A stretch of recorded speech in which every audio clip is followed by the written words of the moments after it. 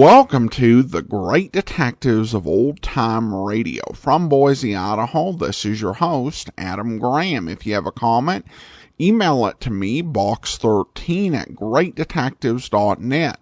Follow us on Twitter at Radio Detectives and become one of our friends on Facebook, facebook.com/Radio Detectives.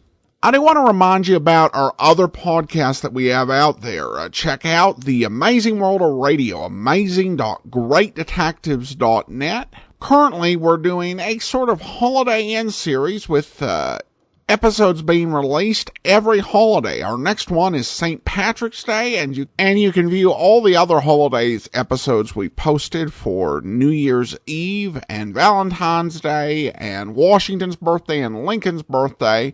And also check out our past series. We did Les Miserables with Orson Welles. We did The Summer of Bogart, and also great movies over radio. Just go to amazing.greatdetectives.net.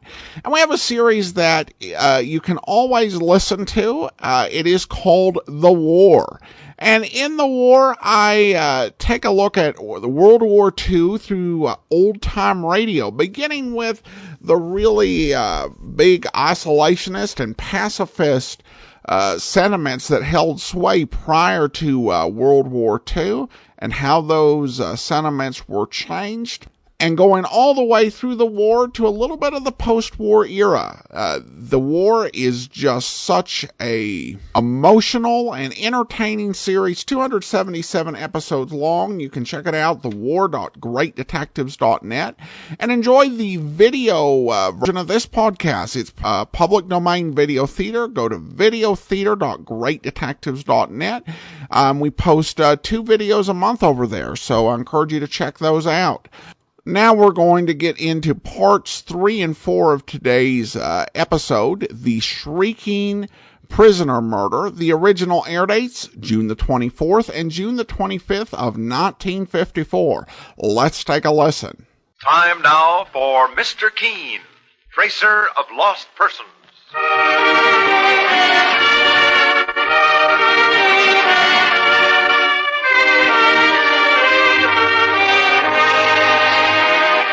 Presenting Mr. Keene, Tracer of Lost Persons, in our new Mr. Keene series, in which the kindly old investigator brings to us his most celebrated cases on Mondays through Fridays at this same time.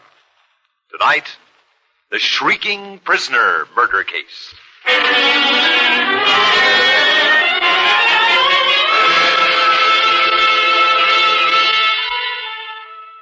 Mr. Keene, the famous investigator, and his partner, Mike Clancy, are looking into the strange murder of young Donald Travers, who was shot to death in a lonely house owned by his wife's 2 eccentric aunts, Martha and Amy Carson. Both Carson sisters are suspects in the case, for Amy is shriekingly insane, and Martha was determined that no one should find out about it. A third suspect is George Wheeler, whose engagement to Amy Carson was broken because of the victim's interference. But now, Mr. Keene and Mike have gone to investigate still another suspect, a handyman named Luther Prague. Meanwhile, in the Carson house, Martha tries to calm her insane sister Amy.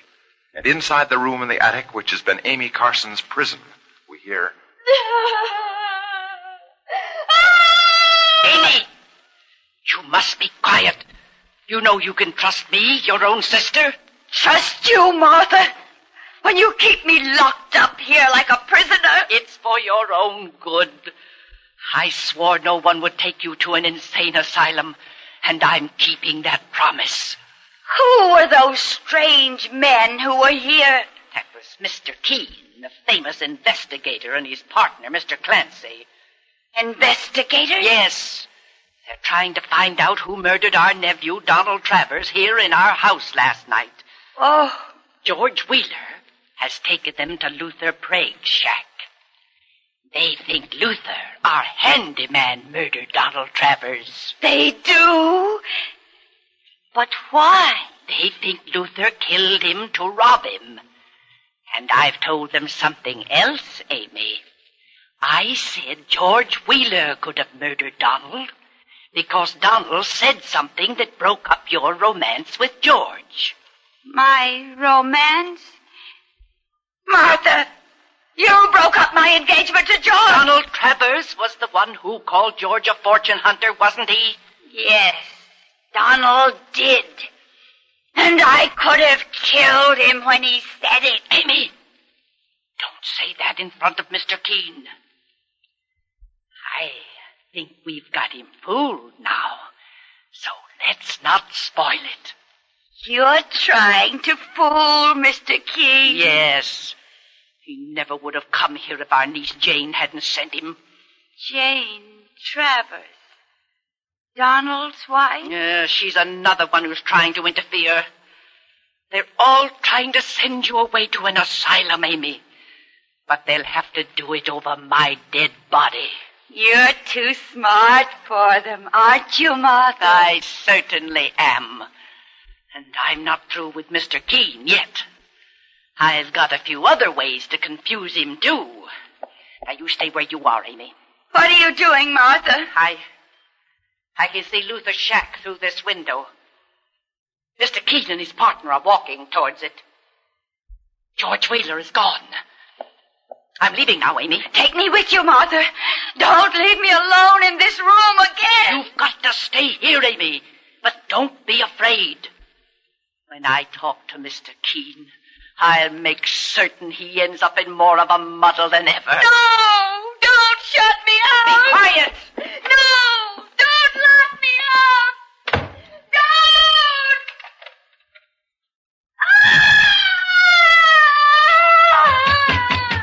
Open the door!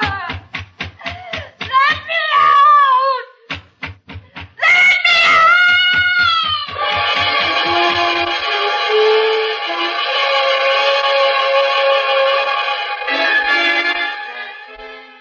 Well, it's no use, Mr. Keene. The door to this shack of Luther Prague's is good and locked. I've worked on it now for half an hour. If we want to search this place, Mike, you'll have to find another way of getting in. Well, I might be able to force a window. When George Wheeler found that watch that had been stolen from the murdered man, Donald Travers, this door must have been accidentally left locked. Mr. Keene! Boss, it's Martha Carson. Mr. Keene! My sister, Amy. She's escaped. She got out of that room, Miss Martha? She tied the bed sheets together and let herself down through the window. Saints preserve us. Now we've got a crazy woman running around loose. I'd better make a thorough search of the neighborhood for her, Mike. Meanwhile, you try to get into this shack of Luther Prague somehow and search it. Right, Mr. Keene, sir. Come with me, Miss Martha. We'd better find your sister Amy before she has a chance to do anything violent.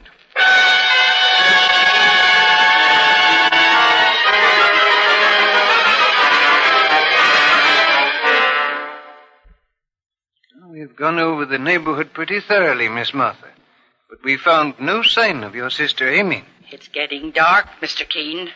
It was foolish of you not to turn your sister over to the health authorities the moment you knew she was insane, Miss Martha. I realize that now, but I couldn't bear to let her go. She is all I have, Mr. Keene. We've lived in this house for 20 years, ever since our parents died. How long ago did you decide to shut yourself off from the rest of the world? 10 years or more, Mr. Keene. It happened when I was disappointed in love.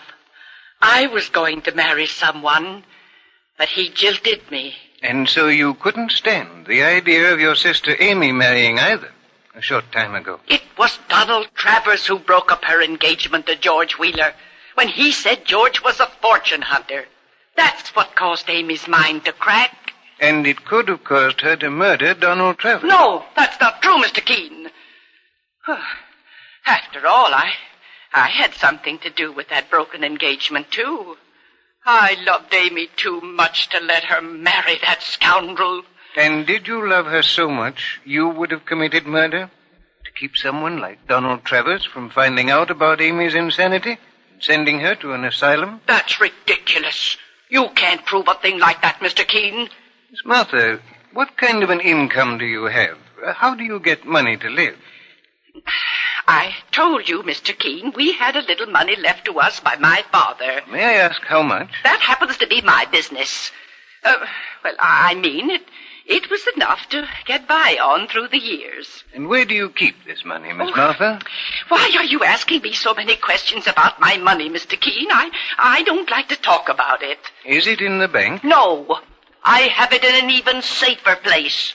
And that's all I'm going to tell you about my financial affairs. Mr. Keene. Oh, well, now, here comes your partner, Mr. Clancy. Yes, Mike. Well, boss, I just had another tussle with Luther Prague, that axe-swinging handyman. This time I left him in his shack tied to a bedpost with handcuffs. Did he come in while you were searching his place, Mike? That he did, sir. And just as I found some very important evidence. What did you find, Mike? Well, first of all, I found this wallet. It's got the initials DT on it. Donald Travers, the murdered man. That's right, boss. It's also got $200 in cash inside it. I found it in Luther's pocket when he came into his shack. What else did you discover there, Mike? And this gun, sir. It's a .38 caliber job, and one bullet is missing. That might be the murder weapon. Well, it was in Luther Prague's drawer. There you are, Mr. Keene. It looks as though you've solved the mystery of my nephew's murder. Does it, Miss Martha? Our handyman, Luther Prague, killed Donald Travers. There's no question about it. He murdered Donald to steal that wallet and Donald's watch.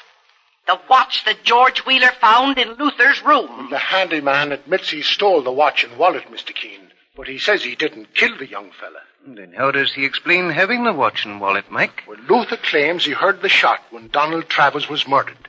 He says he was outside the Carson house at the time. And when Luther ran in, he found the body, but he didn't call the police himself. You mean he robbed the dead man? Yeah, that's what he admits. He told me he figured the dead man couldn't use the money or the watch anymore, so he might as well make use of it himself. And what did Luther Prague say about the gun you found in his shack, Mike? Well, he said he never saw it before in his life, boss. And he swears he didn't murder Donald Travers. Mr. Keene. What is it, Miss Martha? I thought I saw a light flash in the cellar of our house. Through that low window behind you. She's right, boss. I saw it myself just now.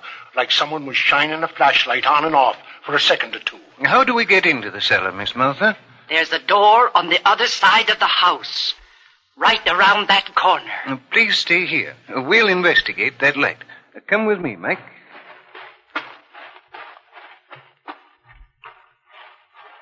Well, here's the cellar door, Mr. Keene. Open it, please, Mike. Oh, there's a short flight of wooden steps leading downstairs. Flash your light down there. Careful, Mr. Keene. These steps are wet. Yes, there seems to be a small leak in the water pipe above us. Well, there's no one here in the cellar, Mr. Keene. Whoever it was flashing that light must have gotten away through that other door over there, leading up into the house. And just a minute, Mike. There seem to be footprints here. The stairs were wet when the intruder came down, and there are 3 or 4 very clear footprints on the cement floor. Mike, shine your flashlight on the wall over there. What? Mr. Keene, a big chunk of cement's been taken out of the wall.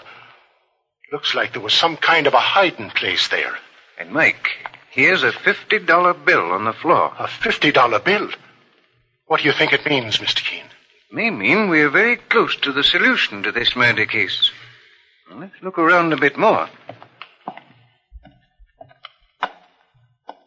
It's as quiet as a tomb down here. Sure, and it makes my skin creep when I think that Amy Carson, a madwoman, is running around loose. Flash your light on that hole in the wall once more, Mike. There you are, sir. The hole is lined with wood, and apparently it was used to hide valuables. Martha Carson tried to avoid the topic of money every time I brought it up, Mike. Well, I think we'll know the truth when we tell her this wall's been tampered with, Mr. Keene. I'm sure we will. Mr. Keene, suppose them footprints on the stairs were made by that loony woman, Amy Carson. Look, boss, they lead right across the cellar floor and up those other stairs again. That second flight of stairs must lead into the house. Mike, I'm going to follow those footprints up there. Boss, remember crazy Amy Carson is dangerous. If she murdered Donald Travers, she wouldn't stop at trying to kill someone else. I know, Mike. But we've got to find out who made these footprints and where they lead. We're liable to meet her up here, behind this door, waiting for us with the kitchen knife. Now, Mike, open that door. There's a woman there, boss. Yes, Mike, but it's Jane Travers, the wife of the murdered man. Oh, Mr. Keene, I just got here to my aunt's house. Have you found any new evidence about my husband's murder? My partner, Mike Clancy, and I have uncovered quite a bit of evidence, Mrs. Travers. I think I know now who murdered your husband. Was it one of my aunts, Aunt Martha or Aunt Amy? I'll name the killer as soon as I have my final clue, Mrs. Travers. Meanwhile, let me tell you what we've uncovered in this case so far. I think you have a right to know. Both your aunts are under strong suspicion. But why, Mr. Keene? Why would they do such a terrible thing? Your Aunt Amy is insane. She was in love with a man named George Wheeler, but she was forced to turn down his proposal of marriage. Yes, I know that, Mr. Keene. Your husband told her that this fellow Wheeler was only after her money when he proposed to her. Donald told her that? Apparently, Mrs. Travers. Then Amy's older sister, Martha, forced Amy to turn George Wheeler down. Now, Amy could have blamed that on your husband and murdered him in a burst of insane frenzy. Oh, I can't believe it, Mr. Keene. Your Aunt Martha is a suspect because she had her sister Amy hidden away at the top of this house, and she wanted no one to know about her sister's insanity. To prevent Aunt Amy from being taken to a mental institution. Yes, Mrs. Travers. If your husband had been on the verge of finding out the secret, Martha Carson could have lost her head and murdered him. But what had happened to Aunt Amy? What drove her insane? Well, the fact that her sister Martha broke up her romance with George Wheeler did that, Mrs. Travers. Of course, it also makes Wheeler a suspect, too. He may have had a grudge against your husband for calling him a fortune hunter. And, Mrs. Travers, we've got a fourth suspect, a handyman named Luther Prague. We found your husband's watch and wallet in his possession, and also a gun that may turn out to be the murder weapon. Did he rob my husband? Luther Prague claims that he did that after the murder had been committed by someone else. Well, that remains to be seen. But, Mr. Keene, you say you know who actually killed my husband. I think I do. And I'll be able to put the murderer under arrest very shortly. Now, let me ask you something. What do you know about your aunt's finances? Why, practically nothing, Mr. Keene. If your husband thought George Wheeler was a fortune hunter, and that was the reason he wanted to marry Amy Carson, he must have thought your aunt had money. And you believe she has a great deal of money, is that it? Let's say she had. What do you mean? A few minutes ago in the cellar, we found part of the wall broken open. It had evidently been a hiding place for valuables. Valuables that had been stolen just before we entered the cellar. Oh, does Aunt Martha know that, Mr. Keene? Not yet, Mrs. Travers. Oh, Mr. Keene, no matter how this case turns out, I want you to know that I'm so grateful to you for all you've done. Mr. Keene. Boss, it's George Wheeler. Mr. Keene, Amy Carson has returned home. She's been found, Mr. Wheeler? She came to my house after she escaped, and I brought her home. Her sister Martha's with her now, upstairs in Amy's room. I want to talk to her immediately. You want me to go with you, Mr. Keene? No, Mike. I'd rather you stay here with Mrs. Travers and George Wheeler. In just a few minutes now, we ought to know the final answer to this mystery and put Donald Travers' murderer under arrest.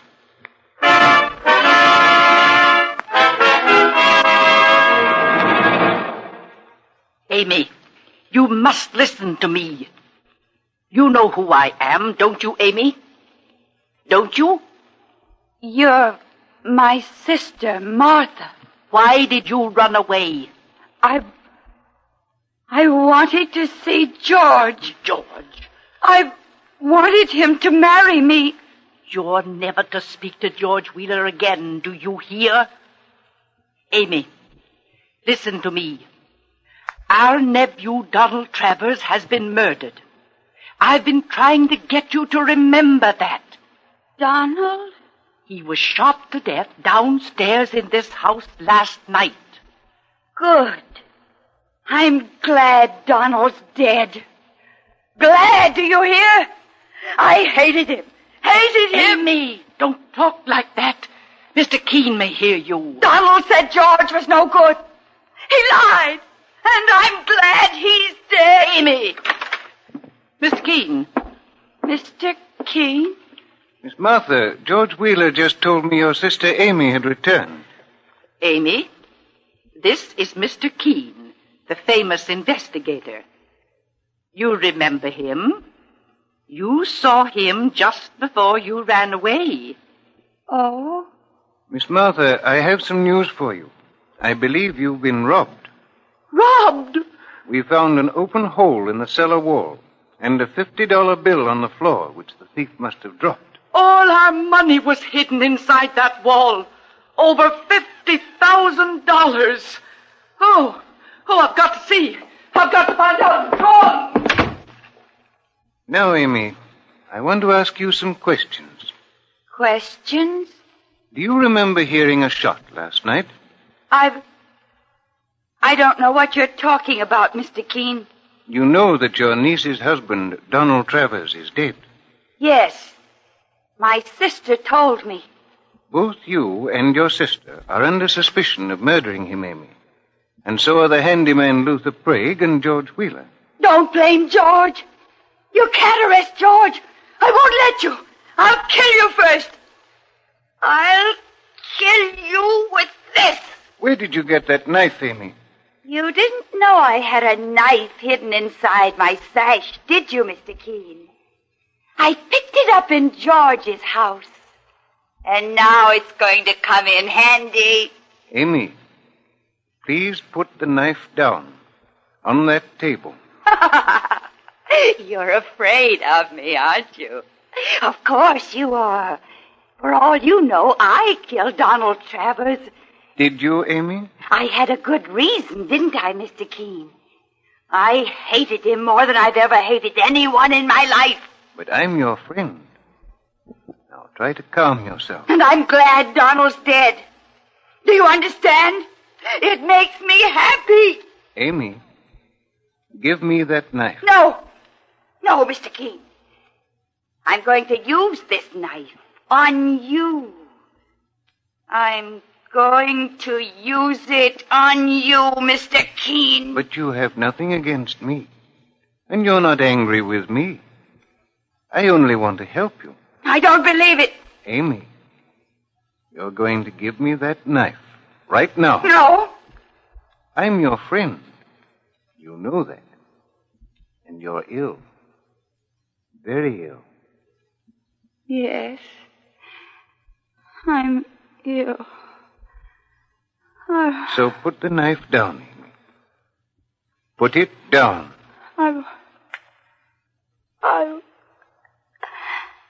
right. That's better. I'll take the knife now. Boss, are you all right? I heard Amy from downstairs. Did she try to use that knife on you, Mr. Keene? For a moment, Mr. Wheeler, I thought she would. Mike, search George Wheeler. What? Don't move, Mr. I don't... Saints preserve us. Wheeler's pockets are loaded with $1,000 bills. Which he stole from the Carson sisters' hiding place in the cellar. And George Wheeler is the man who murdered Donald Travers. Do you think you can prove that, Mr. Keene? I'm sure I can, Mr. Wheeler. For one thing, you planted the murder gun in Luther Prague's shack. When he found the watch Luther stole from the murdered man's body, Mr. Keene? Yes, Mike. Wheeler told us he'd searched Luther's shack carefully. If he had, he would certainly have found that gun. So it means that George Wheeler planted the gun there himself. And what about them footprints in the cellar, boss? That was my second clue, Mike. The footprints were made by a man who was wearing heavy rubber-soled sports shoes, like Wheeler is wearing now. That still isn't enough proof against me. Boss, this fellow Wheeler must have been searching this house for that money when Donald Travers walked in and surprised him. Yes, Mike. That's why he murdered Travers. But he still hadn't found out where the Carson sisters kept their fortune hidden. He didn't learn that until tonight. Well, how do you think he found out tonight, boss? I told him. Amy, be quiet. You told him, Amy? Yes. George said he'd take me away and marry me if I told him where we had our money hidden. That was when you went to George Wheeler's home tonight, Amy? Yes, Mr. Keene. George brought me back here, and we went into the cellar. I showed him where our money was hidden. And then he sent me upstairs. George, you will marry me now, won't you? You mad woman, let go of me! You insane fool! Mr. Keene, it's gone. Our money's gone. But your partner's holding it. Yes, Miss Martha. We've recovered your money. It was George Wheeler who stole it, and it was he who murdered young Donald Travers. Yes, you're right, Keene. I killed him when he walked in on me last night. But he had it coming to him anyway. I could have married Amy if it hadn't been for him. Mr. Keene, I had as much to do with breaking up that marriage as Donald did. For selfish reasons, I must admit now. But I'll make up for the way I treated Amy. I will, Amy. I promise. You'll get medical treatment and a cure if it takes all our money. And George Wheeler will get the electric chair. Put him under arrest, Mike, for the murder of Donald Travers.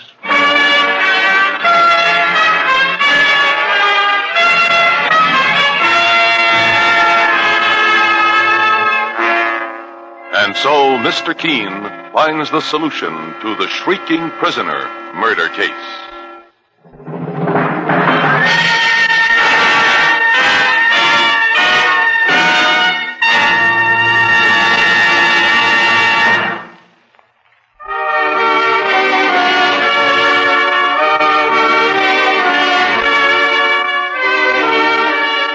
Mr. Keene, Tracer of Lost Persons, is based on the novel Mr. Keene. The radio sequel is originated and produced by Frank and Ann Hummert. Dialogue by Lawrence Clee. Directed by Blair Walliser. Philip Clark plays Mr. Keene. Don't miss Mr. Keene next Monday at the same time when the kindly old tracer turns to The Case of Murder and the One-Eyed Gypsy. A most unusual Western program is the many times cited CBS radio series called Gunsmoke. This half-hour Saturday night adventure program recreates the authentic atmosphere of old Dodge City when the West was young and wild. In the character of United States Marshal Matt Dillon, you have a composite of all the restless, uncertain men who did their best to fight the battle for law and order according to their own lights. Remember, Gunsmoke is yours for thrills every Saturday night over most of these same stations. Your announcer, George Bryan. Gangbusters go into action Saturday nights on the CBS Radio Network. Welcome back. I learned so much from this episode. Just such great educational content. I didn't even know that shriekingly was a word. And not only that, but it's also a mental health term of art, apparently. She's not only insane, she's shriekingly insane. That designation must be in a textbook somewhere, I'm sure. I didn't like that Mike Clancy was off having an action adventure, beating up, tying up guys, and we were sitting there with, everything that actually did end up happening in these two episodes. I do think that at this point there is a bit of a struggle here by the writing to produce a story that actually has enough content to justify the multiple 15-minute episodes, because some of this was pretty padded. All right, well, listener comments and feedback now. And I have a tweet from Edith, who writes, I was born in the wrong time. I love this media. As a teen in the 1970s, I searched and found detective mysteries. They delighted me. Thank you for keeping this wonderful media alive. Well, thank you so much, Edith. And I definitely understand, what people mean when they say, about being born at the wrong time. But in many ways, this may be the best time to be alive as a fan of old-time radio, because we live in an on-demand world where we can listen to so much of this and do it whenever we want, and even listen to series that were competing against each other at the time. But it would be great to be alive at a time when this was the thing that people listened to and enjoyed, and when it was such a big part of our culture. And of course, there are some series such as The Fat Man that were really good, but very few episodes exist. I mean, probably if I ended up with a time machine, I would use it to travel back in time, with a radio and just move forward every week to hear a new episode of The Fat Man. Yes, with all of time and space, I think that's pretty much what I'd do. All right, well, thank you so much. Appreciate the tweet, Edith, and that'll do it for today. Join us back here tomorrow with Stand By for Crime, and then we'll be back next Monday with another episode of Mr. Keen, Tracer of Lost Persons. In the meantime, send your comments to box13 at greatdetectives.net. Follow us on Twitter, Radio Detectives, and become one of our friends on Facebook, facebook.com/Radio Detectives. From Boise, Idaho, this is your host, Adam Graham, signing off.